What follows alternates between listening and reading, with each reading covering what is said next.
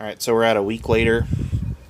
You'll notice that the paint at this stage has a real coarse feeling to it.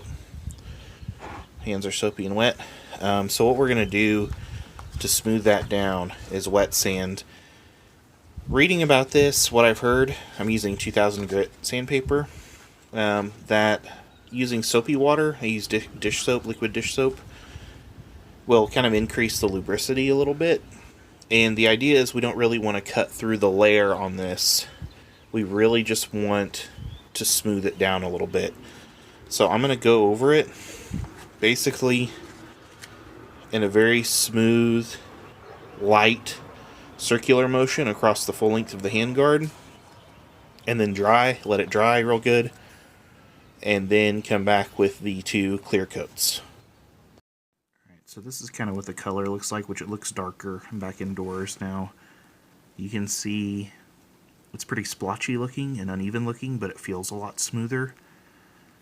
At this point, it's pretty easy to panic whenever you see the result of the wet sand and think you've just ruined your paint job. But I can assure you, the final product, after we get the clear coat on, will look a lot better. So I'm going to let this dry for a bit, and then we'll start with the clear coat.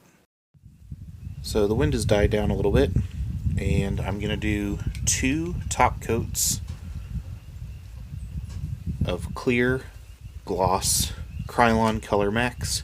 This is the main difference from this project to the last one, because this is rated for outdoor use, all weather.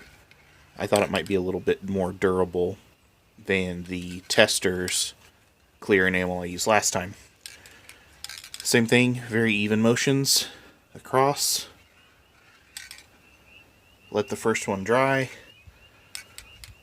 for under 10 minutes. Come back, do the second coat, and then bring it in to cure for another few days, probably 5 or 6 days. So I'm going to hit that now and then come back with the final product.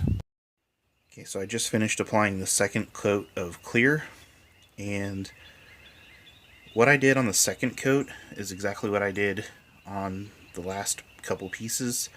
Basically, for the second coat, I put on heavy enough, effectively just shy of getting runs. So where it kind of started to look like it was going to start pooling up a little bit, or was pooling up a little bit, but not quite enough for it to start running. That's where I stopped. So 10 more minutes on dry time to be able to touch this. To check, I usually touch kind of an inconspicuous part that's not going to be shown in case I get a fingerprint on it, to test to see how dry it is, and then I'll move it in and it'll set for however many days. So next step is final product, and then box it up and back to Chris Bartacci.